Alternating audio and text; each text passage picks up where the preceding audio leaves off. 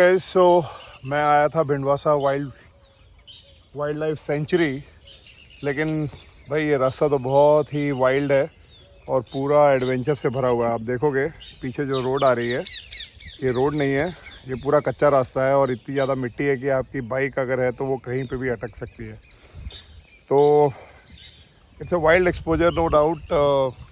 जैसा कि आप देख सकते हो आसपास कोई नहीं है और it's not advisable to come alone. Sultanpur या भरतपुर बर्ड सेंचुरी इससे ज़्यादा बेटर रहेगी, या हो सकता है कि मुझे अभी आइडिया नहीं है कि ये कहाँ पर हो सकती है, पर मैं इस समय सड़क के बीच में खड़ा हूँ और थोड़ा फंसा हुआ हूँ।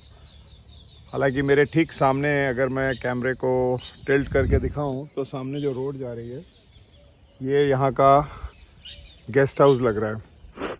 But still I would say a very lone venture is not good when you have no idea